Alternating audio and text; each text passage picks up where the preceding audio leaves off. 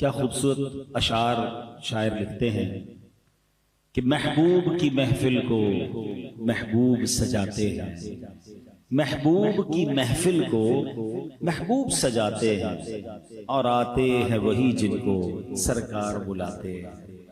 وہ لوگ خدا شاہد قسمت کے سکندر ہیں، وہ لوگ خدا شاہد قسمت کے سکندر ہیں، جو سرور عالم کا میلاد مناتے ہیں۔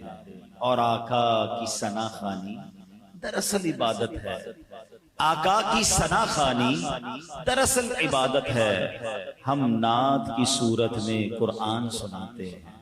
قرآن پاک کو بھی اگر محبت کی نگاہ سے دیکھا جائے تو جا بجا نبی پاک علیہ الصلوۃ والسلام کی نعت ہمیں نظر آتی ہے، پیارے آقا کی شان نظر آتی ہے۔ پنجابی شاعر کہتے ہیں کہ دساں کی میں مصطفیٰ دی کیڑی سونی شان ہے، آپ دی تعریف وچ سارا ہی قرآن ہے، پڑھ کے تو ویکھ جیڑا مرضی سپارا، قسم خدا دی مینوں سب نالو پیارا۔ اللہ نبی پاک کی ثنا خوانی کرنے، ان کا ذکر کرنے کی زندگی بھر توفیق عطا فرمائے، اور اللہ کرے کہ جب زندگی کا آخری وقت آئے اس وقت بھی زبان پر کلمہ طیبہ جاری ہو، نبی پاک کا ذکر جاری ہو کہ میں سو جاؤں یا مصطفیٰ کہتے کہتے، میں سو جاؤں یا مصطفیٰ کہتے کہتے، اور پھر قیامت کے دن کھلے آنکھ صلی اللہ کہتے کہتے۔ درود پاک پڑھنے کے بے شمار فضائل و برکات ہیں۔ ایک بڑا ہی خوبصورت واقعہ، بلکہ کمال کی بات ہے کہ یہ واقعہ ہوا نہیں ہے، ہونے والا ہے، مگر سرکار دو عالم علیہ الصلوۃ والسلام جو اللہ کی عطا سے اللہ نے انہیں اپنی وحی کے ذریعے، اللہ نے اپنی عطاؤں کے ذریعے انہیں وہ نالج عطا فرمائی کہ جب ہم حدیثوں کو پڑھتے ہیں تو ایمان تازہ ہو جاتا ہے۔ نبی پاک نے قیامت کے دن پیش آنے والا ایک واقعہ بیان فرمایا۔ آقا علیہ الصلوۃ والسلام فرماتے ہیں قیامت کا دن ہوگا، حضرت آدم علیہ الصلوۃ والسلام سبز لباس پہنے عرش الہی کے سائے میں تشریف فرما ہوں گے، اور دیکھ رہے ہوں گے کہ ان کی اولاد میں سے کس کس کو جنت میں لے جایا جا رہا ہے، کس کس کو دوزخ میں لے جایا جا رہا ہے۔ آپ ابو البشر ہیں، سب کے والد ہیں، تو ہم سب ان کی اولاد میں سے ہیں۔ ہمیں جو آدمی کہا جاتا ہے نا، اس کی وجہ ایک یہ ہے کہ ہم حضرت آدم کی اولاد سے ہیں۔ وہ قیامت کے دن دیکھ رہے ہوں گے کہ میری اولاد میں سے کون کون جنت میں جا رہا ہے، کون کون دوزخ میں جا رہا ہے۔ اتنے میں حضرت آدم علیہ السلام کی نظر پڑے گی کہ جناب رسول اللہ صلی اللہ تعالی علیہ وسلم کا امتی، اسے فرشتے جہنم کی طرف لے جا رہے ہیں۔ حالانکہ آپ کی امت میں اور بھی، آپ حضرت آدم کی اولاد میں تو بہت سارے نبیوں کی امتیں ہیں، مگر جب سرکار دو عالم علیہ السلام کا امتی جہنم کی طرف جا رہا ہوگا تو حضرت آدم علیہ السلام پکاریں گے یا احمد، یا احمد، نبی پاک کو پکاریں گے۔ سبحان اللہ، نبی پاک علیہ السلام کو جیسے ہی یہ آواز ملے گی، سرکار دو عالم علیہ السلام حضرت آدم علیہ السلام کے پاس پہنچیں گے اور فرمائیں گے لبیک یا ابو البشر، اے ابو البشر فرمائیے کیا فرمانا ہے۔ تو حضرت آدم علیہ السلام کہیں گے کہ یہ آپ کا امتی ہے، فرشتے اسے جہنم کی طرف لے جا رہے ہیں۔ نبی پاک علیہ السلام فرماتے ہیں کہ جب میں یہ سنوں گا تو میں حضرت آدم علیہ السلام کی صدا سن کر فرشتوں کے پاس جاؤں گا، اور آقا فرمائیں گے اے میرے رب کے فرشتوں ٹھہر جاؤ۔ فرشتے عرض کریں گے یا رسول اللہ صلی اللہ علیہ وسلم، ہم تو محکوم ہیں، ہمیں جو آرڈر ہوتا ہے ہم وہ کرتے ہیں، ہم اللہ کی نافرمانی تو نہیں کرتے، ہمیں یہ حکم ملا ہے تو ہم فرشتے اس کو لے کر جہنم میں جا رہے ہیں۔ تو اب نبی پاک علیہ السلام اپنے مبارک ہاتھوں سے اپنی داڑھی کو پکڑ کر عرش الہی کی طرف رک کر کے عرض کریں گے اے میرے رب، کیا تو نے مجھ سے وعدہ نہیں فرمایا کہ میری امت کے معاملے میں مجھے غمگین نہیں کرے گا؟ پیار تو دیکھیں، اپنی امت سے محبت تو دیکھیں۔ آقا خود فرما رہے ہیں کہ میں رب کی بارگاہ میں عرض کروں گا اے رب، تو نے مجھ سے پرومس نہیں کیا کہ میری امت کے بارے میں مجھے غمگین نہ فرمائے گا۔ اب فرشتوں کو حکم دیا جائے گا اطیعوا محمدا، محمد علیہ السلام کی فرما برداری کرو۔ یہ حکم ملتے ہی کیا ہوگا؟ اعلیٰ حضرت امام اہل سنت اپنے ایک شعر میں لکھتے ہیں چھوڑ کر مجھ کو فرشتے کہیں محکوم ہیں ہم۔ اب تو حکم آرڈر بجا لانے کا حکم مل گیا نا، چھوڑ کر مجھ کو فرشتے کہیں محکوم ہیں ہم، حکم والا کی نہ تعمیل ہو زہرا کیا ہے۔ حضور آپ کا حکم نہیں مانیں گے تو کس کا مانیں گے؟ اب نبی پاک فرمائیں گے کہ اس بندے کو پھر میزان عمل پر لاؤ، اعمال تولے گئے ہوں گے، رزلٹ اناؤنس ہو گیا ہوگا، گناہ زیادہ ہوں گے، جہنم میں جانے کا فیصلہ ہو گیا ہوگا، مگر آقا فرمائیں گے پھر میزان پر لاؤ۔ پھر اس کی اعمال تولو. اب جب اس کے اعمال تولے جائیں گے تو نبی پاک علیہ السلام فرماتے ہیں میں اپنی جیب سے ایک کاغذ کا ٹکڑا نکالوں گا اور اس کی نیکیوں کے پلڑے پر رکھ دوں گا. جس کے گناہ زیادہ ہیں نیکیاں کم ہیں، آقا فرماتے اب میں اپنی جیب سے ٹکڑا نکالوں گا کاغذ کا اور اس کے نامہ اعمال میں نیکیوں کے پلڑے پر رکھ دوں گا. نبی پاک فرماتے ہیں جیسے ہی وہ پرچہ رکھوں گا اس کی نیکیوں کا پلڑا بھاری ہو جائے گا. اچھا اب جیسے ہی یہ سارا کچھ منظر ہوگا تو محشر میں ایک شور برپا ہو جائے گا، کامیاب ہو گیا، نیکیوں کا پلڑا بھاری ہو گیا، اب اسے جنت میں لے جاؤ. سبحان اللہ. اسی کلام کا شعر ہے نا، صدقے اس رحم کے اس سایہ دامن پہ نثار، صدقے اس رحم کے اس سایہ دامن پہ نثار، اپنے بندے کو مصیبت سے بچایا کیا ہے. اچھا اب یہ سارا ماجرا تو ہو جائے گا، مگر کمال یہ ہے کہ جس بندے کا یہ معاملہ ہوگا نا وہ نہیں پہچانا ہوگا ابھی تک کہ یہ ہے کون سی ہستی جنہوں نے میرا اس مصیبت میں ساتھ دیا. آرڈر ہو چکا ہے، جہنم فرشتے لے جا رہے ہیں، انہوں نے آ کر انٹرسپٹ کیا، میری نیکیوں کا پلڑا بھاری کیا، میرا جنت کا آرڈر نکل آیا. تو اب وہ فرشتے جب جنت کی طرف لے جائیں گے نا کہ اگر رکو تو صحیح، مجھے پہلے ان سے ملنے تو دو، یہ ہے کتنی پیاری ہستی، اس مصیبت میں میرے کام آئے ہیں. سرکار دو عالم علیہ السلام کی بارگاہ میں حاضر ہو کر وہ شخص عرض کرے گا میرے باپ آپ پر قربان، آپ کا چہرہ کتنا نورانی ہے، آپ کتنے حسین ہیں، آپ کیسے اعلیٰ اخلاق والے ہیں، آپ نے میرے آنسوؤں پر رحم کھایا ہے، میرے گناہ معاف کروائے ہیں. حضور اپنا تعارف تو کروائیے، آپ کون ہیں؟ اللہ اکبر. سرکار دو عالم علیہ السلام فرماتے ہیں میں اسے جواب دوں گا میں تیرا نبی محمد صلی اللہ تعالی علیہ وسلم ہوں، اور یہ وہ تیرا درود پاک ہے جو تو نے مجھ پر پڑھا تھا، میں نے آج ہی کے دن کے لیے تمہارے لیے سیو کر کے رکھا ہوا تھا. اللہ اکبر اللہ اکبر. دو باتیں سیکھنے کو مل رہی ہیں اس حدیث میں. ایک کہ درود پاک کتنی کمال کی چیز ہے، یہ نیکیوں کا پلڑا بھاری بنانے والا عمل ہے، یہ اللہ کی رضا حاصل کرنے والا عمل ہے، اس سے بگڑے کام سنور جاتے ہیں. مگر انفارچونیٹلی پرابلم یہ ہے کون سا ایسا بیان ہے، کون سی ایسی محفل ہے جس میں درود پاک کے فضائل بیان نہیں ہوتے. مگر اگر ہم دیکھیں تو یہاں بہت بڑی تعداد جو ہے پورا دن گزر جاتا ہے ایک بار بھی درود نہیں پڑھتے ہیں، حالانکہ یہ کثرت سے پڑھنے والا وظیفہ ہے. اگر میں یہاں سے پوچھنا شروع کروں تو سب کا کوئی نہ کوئی پرابلم ہوگا، کوئی بیمار بیٹھا ہوگا، کوئی قرضے میں ہوگا، کوئی کسی ڈیفیکلٹی، کوئی کس پرابلم. سچی بات بتاؤں، ہر درد کی دوا ہے صلی علی محمد، ہر درد کی دوا ہے صلی علی محمد، تعویذ ہر بلا ہے صلی علی محمد صلی اللہ علیہ وسلم. مگر پڑھتے نہیں، سوشل میڈیا پر گھنٹوں گزارتے ہیں. پلیز آپ کر کے دیکھیں ایک بار، اب کسی بھی پرابلم میں نا ایک بار کر کے دیکھیں. آپ کثرت سے درود پاک پڑھنا شروع کر دیں، اپنی آنکھوں سے اپنی مصیبتیں حل ہوتے ہوئے دیکھیں گے، آپ کے شولڈر سے برڈن ریلیز ہوتے ہوئے آپ دیکھیں گے، آپ کے دماغ پر اگر کوئی ٹینشن ہے آپ اس پہ ریلیف ہوتا ہوا خود اپنی آنکھوں سے دیکھیں گے، آپ روزی میں برکت دیکھیں گے. یہ میں نہیں کہہ رہا، یہ نبی پاک کے فرمان ہیں، انہوں نے وعدے فرمائے ہیں، انہوں نے یہ حدیث ارشاد فرمائی ہیں. لیکن ہم نہ جانے کیوں درود پاک میں اس طرح انوالو نہیں ہوتے. اور پھر قیامت کے دن انشاءاللہ، یہ ایک حدیث نہیں ہے، کئی حدیثوں کو اگر آپ پڑھیں سرکار دو عالم علیہ السلام فرماتے تم میں سے میرے سب سے زیادہ نزدیک قیامت کے دن وہ ہوگا جس نے مجھ پر سب سے زیادہ درود پڑھے ہوئے. میرے حوض کوثر میں کچھ لوگ آئیں گے، حدیثوں کو خلاصہ پیش کر رہا ہوں، جن کو میں کثرت درود کی وجہ سے پہچان لوں گا، پیارے آقا انہیں پہچان لیں گے. نبی پاک کہیں فرما رہے ہیں کہ میں اپنے ساتھ جنت میں لے جاؤں گا جو درود پاک کثرت سے پڑھنے والے ہوں گے. تو کیوں نہ ہم درود پاک کثرت سے پڑھیں. تو اے میرے پیارے اسلامی بھائیوں، پہلی نیت تو آج کے اجتماع میں یہ کر لیں کہ انشاءاللہ اب روزانہ کثرت سے درود پاک پڑھیں گے.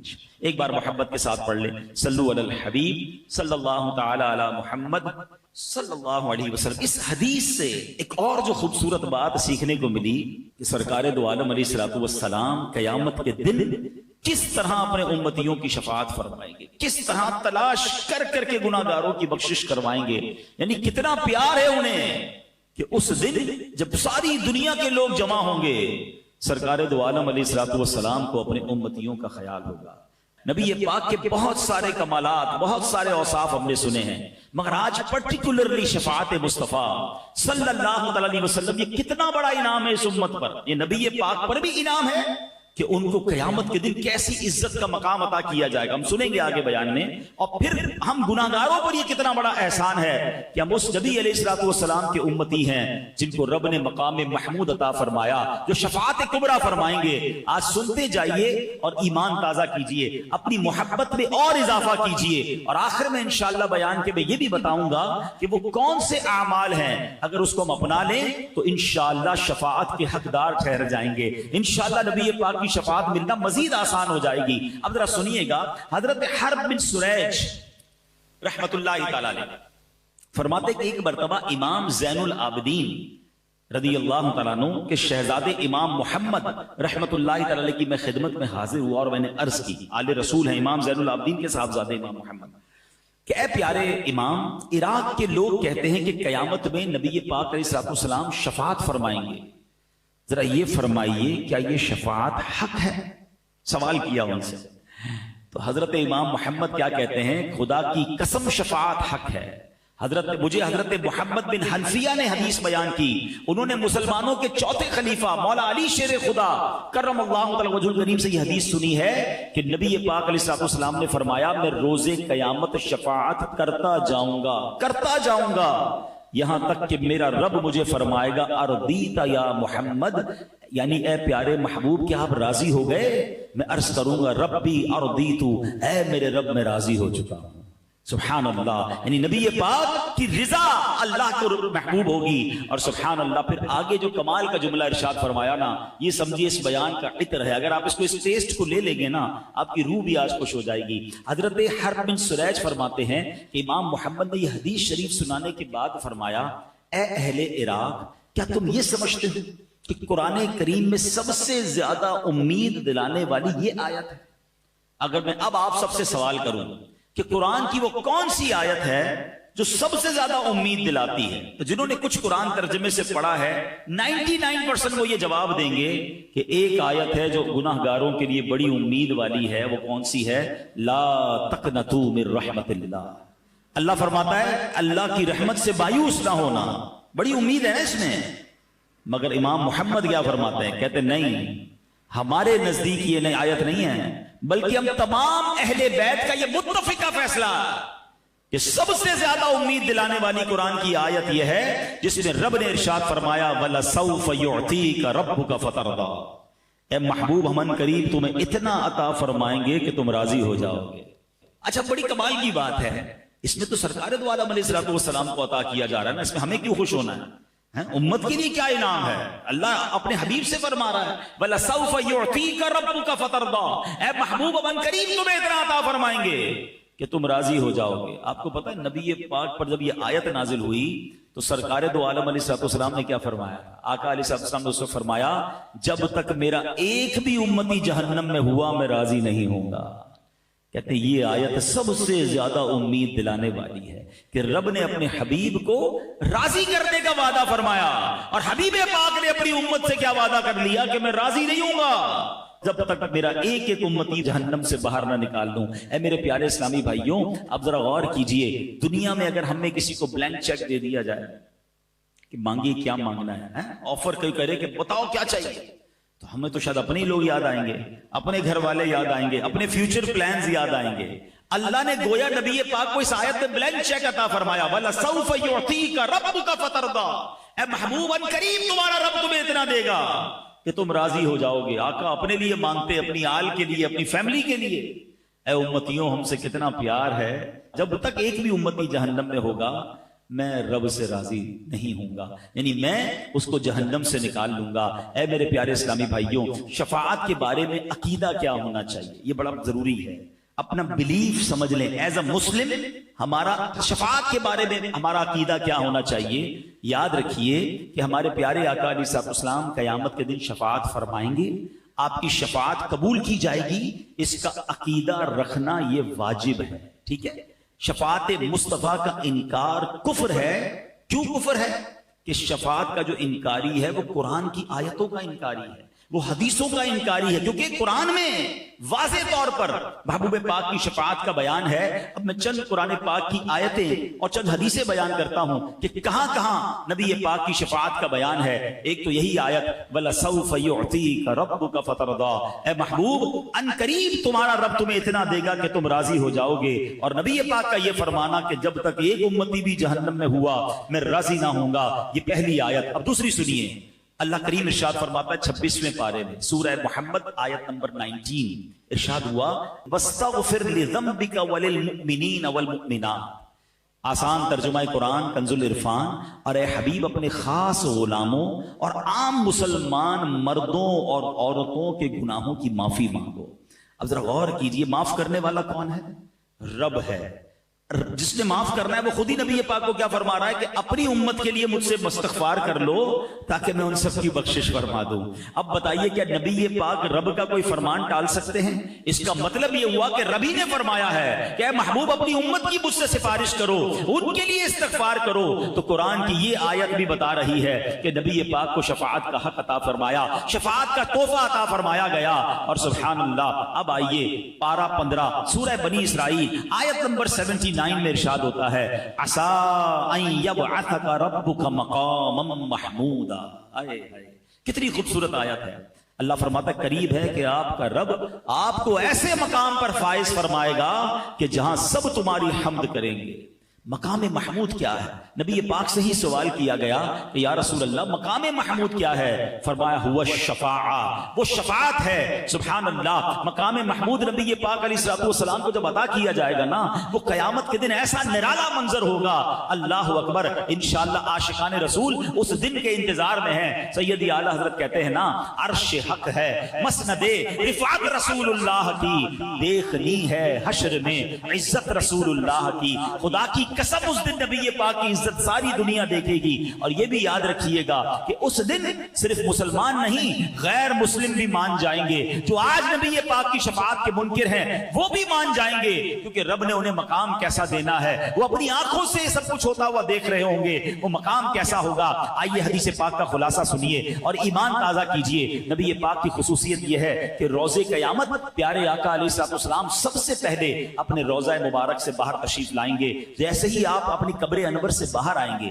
قبر سے تو سارے لوگ قیامت کے دن نکلیں گے نا، مگر فرسٹ آف آل سب سے پہلے جو اپنی قبر مبارک سے نکلیں گے وہ رسول پاک علیہ السلام ہوں گے۔ اور جیسے ہی اپنے روزے سے آپ باہر نکلیں گے 70,000 فرشتے تعظیم اور احترام کے لیے حاضر ہو جائیں گے۔ کیا شاندار پروٹوکول ہوگا نبی پاک علیہ السلام کا۔ پھر آپ کی خدمت میں براق پیش کیا جائے گا، جنتی سواری پیش کی جائے گی جس پر سوار ہو کر آپ میدان محشر کو تشریف لائیں گے۔ اللہ اکبر۔ اب سنیے نبی پاک کے فرمان، ایمان تازہ ہو جائے گا۔ آقا فرماتے انا سید ولد آدم یوم القیامہ، قیامت کے دن میں تمام اولاد آدم کا سردار ہوں گا۔ ایک روایت میں فرمایا انا اولہم خروجا، قیامت کے دن سب سے پہلے میں ہی اپنی قبر انور سے باہر تشریف لاؤں گا۔ وانا قائدہم اذا وفدوا، جب سب بارگاہ الہی میں پیش ہوں گے میں سب کا پیشوا ہوں گا۔ وانا خطیبہم اذا انصتوا، جب سارے لوگ خاموش ہو جائیں گے کسی میں جرت نہیں ہوگی بات کرنے کی، میں خطیب ہوں گا۔ وانا مستشفعہم اذا حبسوا،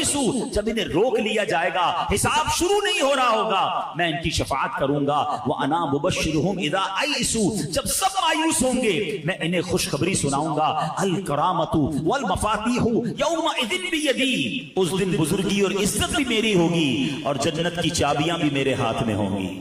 وَأَنَا أَكْرَمُ وَلَدِ آدَمَ عَلَىٰ رَبِّي، اور میرے رب کریم کی بارگاہ میں تمام اولاد آدم سے بڑھ کر میری عزت ہوگی۔ فرمایا اس روز 1000 خادم میرے گرد اس طرح ہوں گے جیسے بکھرے ہوئے موتی ہوتے ہیں۔ حدیث پاک میں فرمایا بِيَدِي لِوَاءِ الْحَمْدِ، قیامت کے دن حمد کا پرچم میرے ہاتھ میں ہوگا۔ تحت آدم فمن دونہ، حضرت آدم اور ان کی اولاد میں جو ہیں سب کے سب میرے اس پرچم کے نیچے ہوں گے۔ اللہ اکبر۔ اب ذرا غور کیجئے اللہ نے کیسا مقام عطا فرمایا ہوگا۔ یاد رکھیے جب یہ مقام محمود دیکھیں گے اپنے کو اپنے پرائے بھی مانیں گے، مگر اس دن کا ماننا کام نہ آئے گا کہ اس دن تو وہ دیکھ کر مانیں گے نا۔ ارے ماننا آج ہے، عزت آج کرنی ہے، عقیدہ آج مضبوط کرنا ہے۔ یہی بات تو سیدی اعلیٰ حضرت لکھتے ہیں کہ آج لے ان کی پناہ، آج مدد مانگ ان سے، آج لے ان کی پناہ، آج مدد مانگ ان سے، پھر نہ مانیں گے قیامت میں اگر مان گیا۔ قیامت قیامت میں تو غیر مسلم بھی مان جائیں گے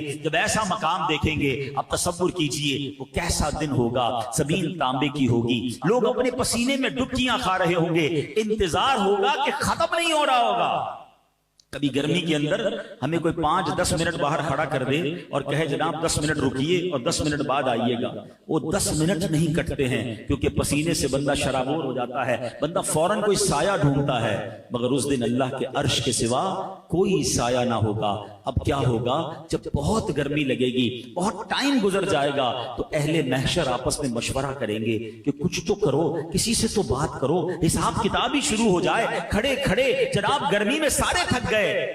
اب جناب سب مل کر حضرت آدم علیہ السلام کے پاس جائیں گے.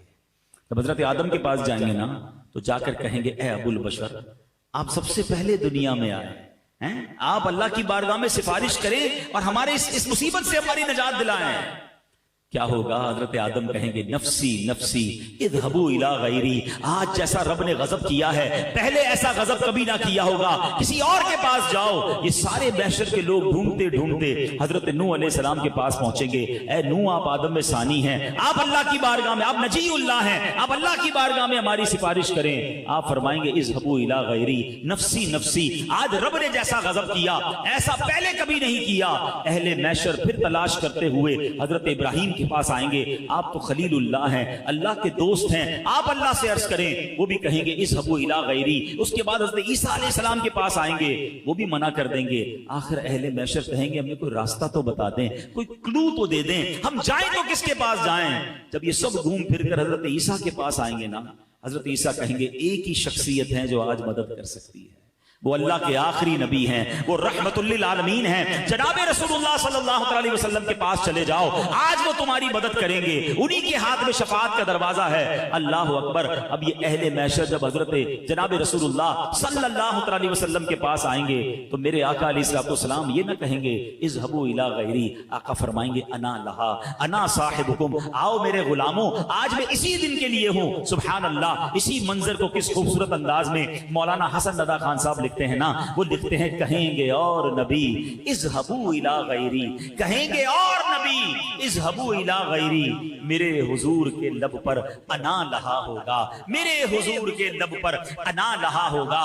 دکھائی جائے گی محشر میں شان محبوبی کہ آپ ہی کی خوشی آپ کا کہا ہوگا. اب کیا ہوگا ذرا سنیے. نبی پاک کے پاس جب اہل محشر پہنچیں گے نا تو اب نبی پاک سجدہ کریں گے. پہلے ذرا یہاں رک جائیں. ایک اور خوبصورت سوال, very beautiful question, relevant question دماغ میں آتا ہے کہ یہ حدیثوں کے ذریعے پتہ تو چل گیا کہ شفاعت تو نبی پاک نے کرنی ہے, آخری نبی علیہ السلام نے کرنی ہے, تو ہم تو نہیں جائیں گے پھر حضرت آدم کے پاس, ہم تو نہیں جائیں گے حضرت نوح کے پاس, ہم تو سارے مل کر پہلے ہی پہنچ جائیں گے. ہم نے KDA میں بیان سنا تھا, ہمیں پتا تھا حدیث میں یہی ہے کہ آخر میں جانا رسول پاک علیہ السلام کے پاس ہے, تو ہم ڈائریکٹ چلے جائیں گے. علماء کہتے ہیں ٹھیک ہے حدیثوں میں یہ سارا تصور اور ساری بات بتا دی گئی ہے, مگر اس دن اہل محشر سارے ہی بھول جائیں گے, سب یہ کام کریں گے. اور اس کی ایک ریزن ہے, اس کی ایک وجہ ہے. اس کو ایک اور لاجک سے سمجھ لیں. ہم سب کو قبر کے سوالات پتہ ہیں اور سب کو جوابات بھی پتہ ہیں, تو بندہ بولے مسئلہ ہی کوئی نہیں, اب تو پیپر آؤٹ ہو گیا. مرنے کے بعد قبر میں جائیں گے, پوچھا جائے گا مر ربو کا, میں کہہ دوں گا اللہ رب ہے. ماں دینوں کا کہوں گا اسلام دین ہے. ماں کنتا تقول فی حق ھذا الرجل, جب پیارا سا چہرہ دکھایا جائے گا کہہ دوں گا یہ رسول اللہ ہے. آسان ہو گیا نا, پیپر آؤٹ ہے, پھر کیسے فیل ہوں گا. علماء کہتے ہیں حدیثوں میں سوال بھی بتا دیے, جواب بھی بتا دیے, مگر جواب وہی دے گا جس سے رب راضی ہوگا, جس کے اعمال اچھے ہوں گے, ورنہ وہ بھول جائے گا. تو یہ محشر کے دن یہ سارا پروٹوکول کیوں کیا گیا؟ اے ہائے, جب بات سمجھ رہا ہے نا, عشق کی گتھی سلجھ جائے تو بریلی کے تاجدار سلجھاتے ہیں. امام اہل سنت نے کمال کر دیا, ایک شعر میں سارا فلسفہ بیان کر دیا. وہ کہتے ہیں خلیل و نجی مسیح و صفی, سبھی سے کہیں بھی بنی. سب کے پاس گئے نا, کئی بات بنی. حضرت ابراہیم کے پاس گئے, حضرت موسیٰ کے پاس گئے, حضرت عیسیٰ کے پاس گئے, حضرت آدم کے پاس گئے, اتنا گھومے, کوئی بات بنی کہ نہیں؟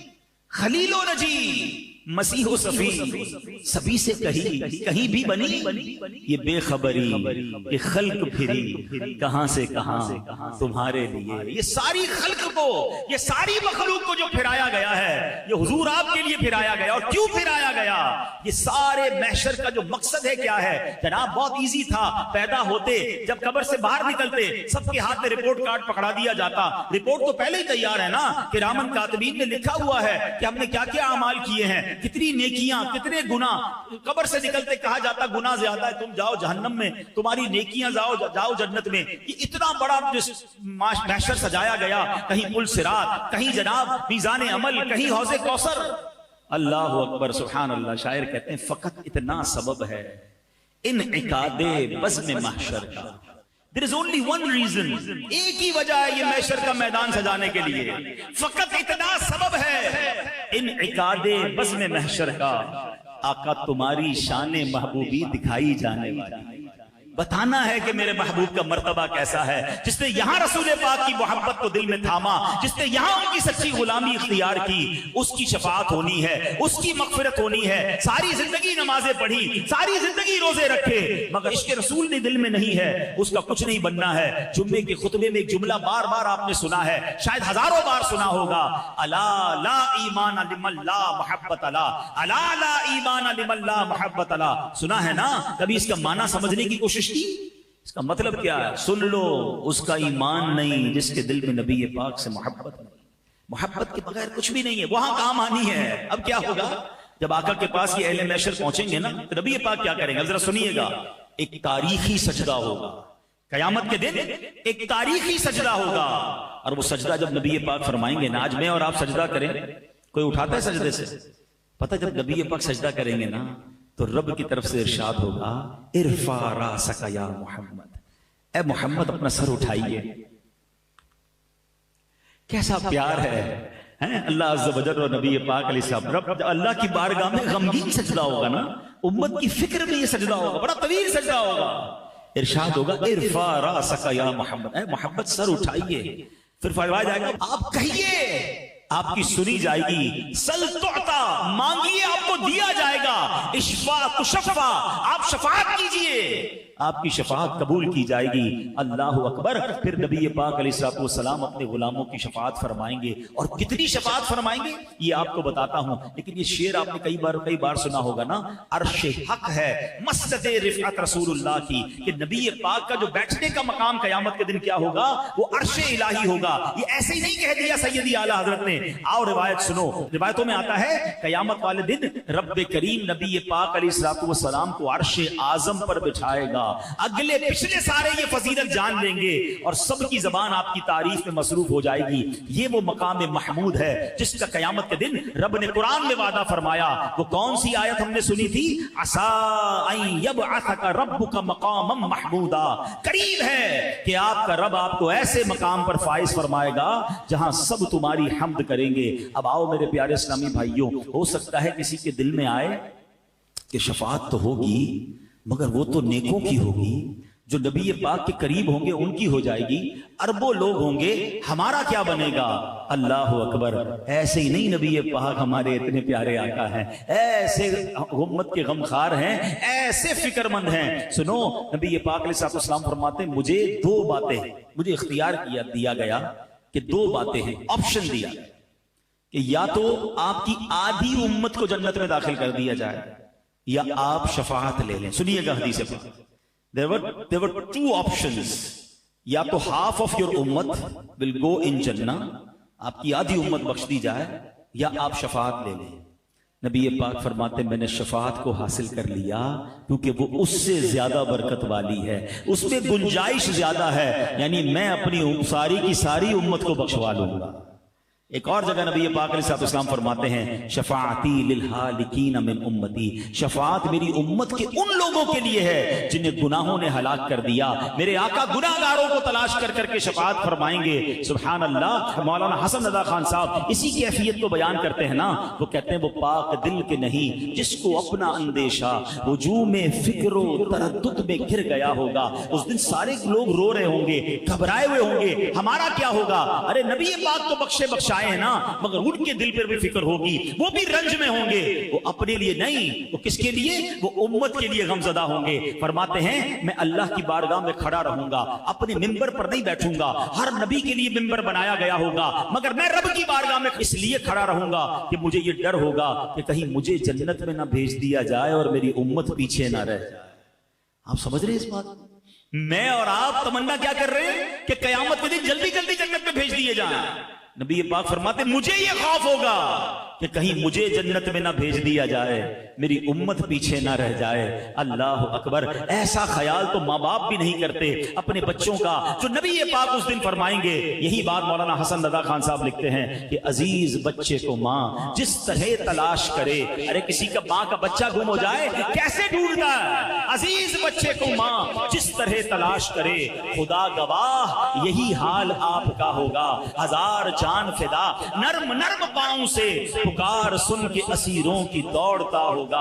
ارے کبھی ادھر سے کوئی پکار رہا ہوگا، کوئی ادھر سے پکار رہا ہوگا، اور آقا دوڑ دوڑ کر انہیں بچا رہے ہوں گے۔ کوئی قریب ترازو، کوئی لبے کوثر، کوئی صراط پہ ان کو پکارتا ہوگا۔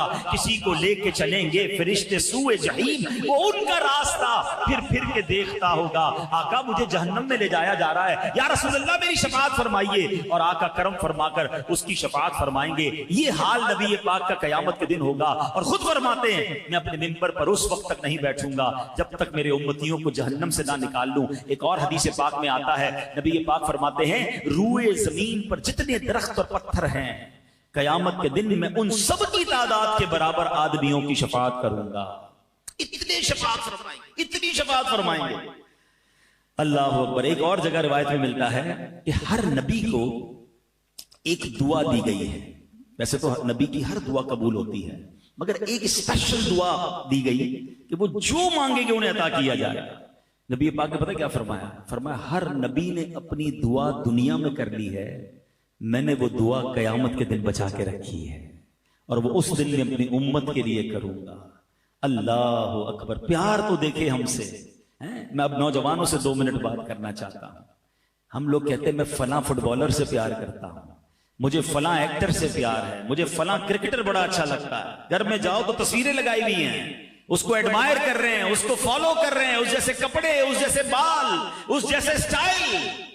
کبھی پوچھوں اس سے کہ بھائی کبھی وہ جو بڑا آدمی جس کو آپ فالو کرتے ہیں دیوانے اس نے کبھی آپ کا کوئی خیال کیا، آپ کو جانتا ہے؟ نوجوان کہتے ہیں ہمیں کیسے جانے گا، اس کے تو اربوں کروڑوں فالوورز ہیں، ہم تو کبھی ملے نہیں ہیں، بس اس کو دیکھا ہے دیوانے ہو گئے ہیں، وہ ہمیں جانتا بھی نہیں، ہمارا خیال کہاں سے رکھے گا؟ اب مجھے بتاؤ تم اس کو چاہتے ہو کہ جو تمہیں جانتا نہیں ہے، جس نے کبھی تمہارا خیال نہیں رکھا؟ میں اس کی محبت کی بات کر رہا ہوں کہ میں اور آپ پیدا نہیں ہوئے تھے 1400 سال پہلے جو ہمیں یاد کرتے تھے، جو راتوں کو جاگتے تھے، ہمارے لیے آنسو بہاتے رہے، معراج کی شب امت کو یاد کیا، اور آپ دیکھیں محشر کے دن کیا حال ہوگا۔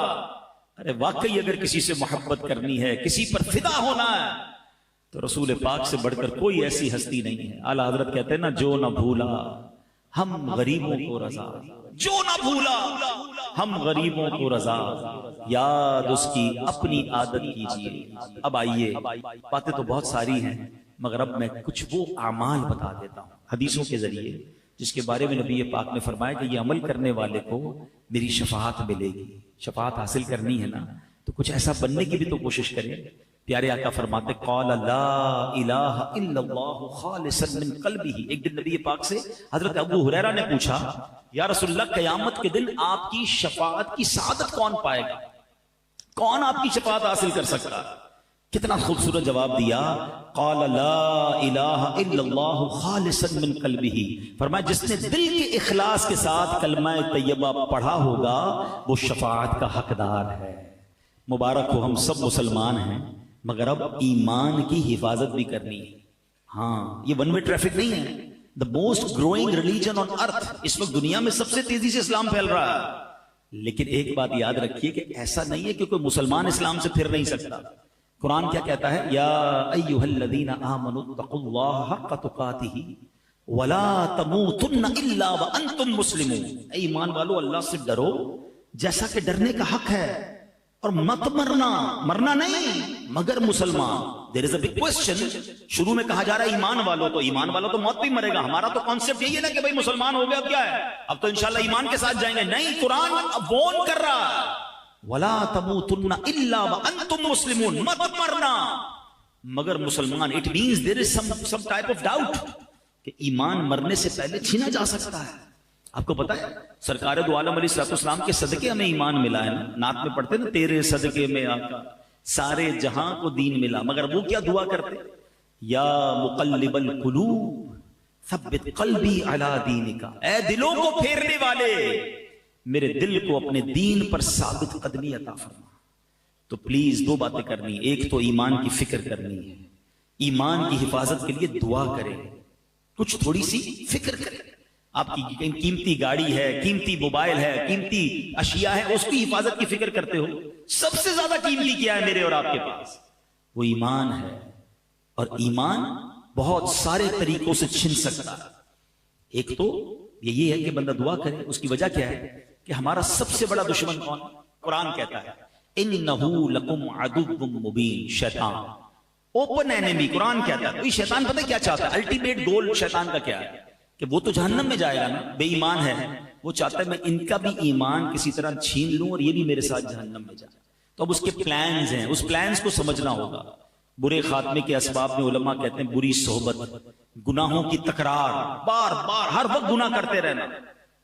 حدیث پاک میں آتا ہے جب بندہ ایک گناہ کرتا ہے نا، اس کے دل پر ایک سیاہ ڈاٹ لگ جاتا ہے، دوسرا کرتا ہے، پھر تیسرا کرتا ہے، پھر ایک ڈاٹ، کرتے کرتے کرتے پورا دل ہی سیاہ ہو جاتا ہے۔ اب اس پر ہدایت کی کوئی بات اثر نہیں کرتی۔ ایسے بھی کئی لوگ ہوتے ہیں جب بھی دین کی بات کرو انہیں الجھن شروع ہو جاتی ہے، چڑ آتی ہے، قرآن کی بات کرو، حدیث کی بات کرو، برا لگتا ہے، وہ کہیں بیٹھ نہیں سکتے دین کی محفل میں۔ چیک کرو کہیں دل تو سیاہ نہیں ہو گیا، کیونکہ دل سیاہ ہو گیا تو شیطان کا اٹیک کامیاب ہو سکتا ہے، ایمان چھن سکتا ہے۔ دوسرا پرابلم جو ایمان چھین سکتا ہے وہ کفریہ کلمات ہے۔ اب باقاعدہ پلان کیا ہے شیطان نے، ہمارے بچوں کو پتہ نہیں، ہمارے نوجوانوں کو پتہ نہیں ہے، فلمی گانوں میں کفریہ کلمے ڈال دیے، کامیڈی شو کے اندر عجیب عجیب سے چٹکلے آ رہے ہیں جس میں کبھی جنت کا مذاق، کبھی دوزخ کا مذاق، جہنم کے عذاب کا مذاق اڑایا جا رہا ہے، ہم تو جہنم میں جائیں گے معاذ اللہ کہ وہاں فلاں لوگ بھی ہوں گے۔ یعنی آپ کو اس طرح ہنسایا جا رہا ہے اور لوگ ہنس بھی رہے ہیں، اس کو ریپیٹ بھی کر رہے ہیں، حالانکہ یہ نہیں پتا۔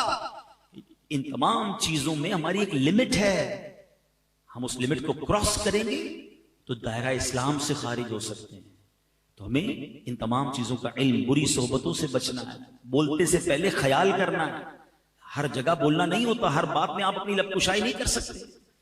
بہرحال یہ ٹاپک تو بہت لمبا ہے، لیکن میں ایک مشورہ دے دیتا ہوں، پھر اگلے ٹاپک پر آتا ہوں۔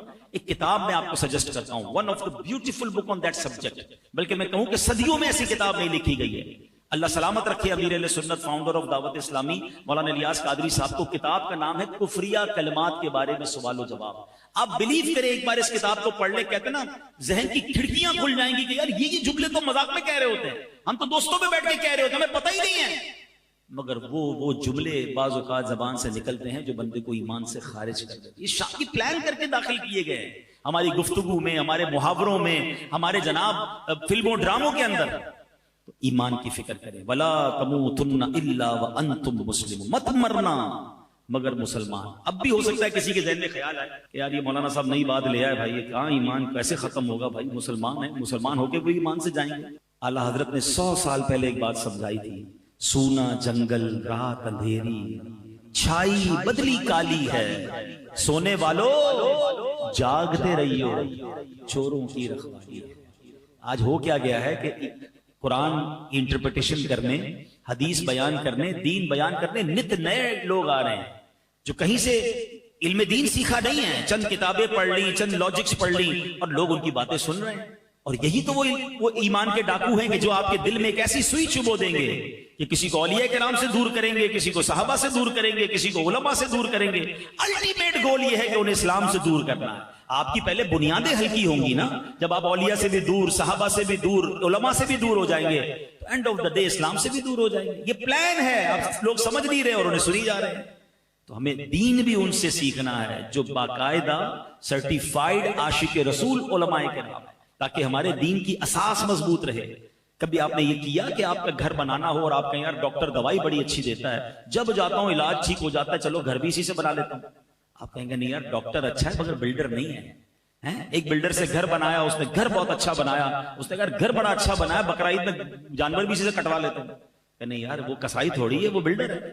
تو یو نو کہ جس کا جو کام ہے وہ اس سے سیکھتے ہیں، تو دین بھی اس سے سیکھے نا، کہ جو دین کا ایکسپرٹ ہو، جس کی جو مرضی سوشل میڈیا پر آ کر بیان شروع کیا، ہم نے سننا شروع کیا اور کنفیوز ہونا شروع کیا۔ یہی تو پلان ہے کہ کہیں کوئی کوشش کر رہا ہے ان کے دل سے عشق رسول نکال دیں، کوئی کوشش کر رہا ہے اولیاء کی محبت نکال دیں، کوئی کوشش کر رہا ہے صحابہ کی محبت نکال دیں، کوئی چاہتا ہے اہل بیت امام حسین کی محبت دل سے نکالے۔ سارے پلانز ہیں دیکھیے ہمیشہ کوئی نہیں کہے گا اللہ کی محبت دل سے نکالو، کوئی نہیں کہے گا اسلام سے پھر جاؤ، وہ پہلے آپ کی بنیادیں کاٹ رہے ہیں کہ ایک ایک کر کے یہ ساری بنیادیں کٹیں، آخری الٹیمیٹ گول ایمان ہے۔ تو پلیز ان چالوں کو سمجھیے۔ اعلیٰ حضرت نے کہا تھا آنکھ سے کاجل صاف چرا دیں، یہاں وہ چور بلاتے ہیں، تیری گٹھڑی تاکی ہے اور تو نے نیند نکالی۔ آنکھ سے کاجل کون چرا سکتا ہے؟ اتنے شاطر ہیں کہ کاجل بھی چوری ہو جائے گا، آنکھ کو پتہ بھی نہیں چلے گا۔ یہی ہو رہا ہے کہ دین کے نام پر ایمان چھیننے کی کوشش ہو رہی ہے، بٹ نوبڈی کیئر۔ ایسا نہ کریں، علماء کرام سے مربوط رہیں، عاشقان رسول علماء کرام کی صحبت اختیار کریں، انشاءاللہ ایمان مضبوط رہے گا۔ اور باتیں تھیں مگر میں عشق والی بات پر اب اپنا بیان ختم کرتا ہوں۔ شفاعت حاصل کرنی ہے نا، تو ایک ایسی جگہ ہے جہاں چلے جاؤ شفاعت واجب ہو جائے گی۔ آقا فرماتے من زار قبری وجبت لہو شفاعتی، جس نے میرے روضے کی زیارت کی اس پر میری شفاعت واجب ہو جائے گی۔ آئے ہائے، یہ وہ دربار ہے جہاں جاؤ تو شفاعت واجب ہو جاتی ہے۔ اچھا، مدینے کی زندگی بھی نرالی، مدینے کی موت بھی نرالی۔ آقا فرماتے تم میں سے جس سے ہو سکے مدینے میں مرے، کہ جو مدینے میں مرے گا میں اس کی شفاعت کروں گا۔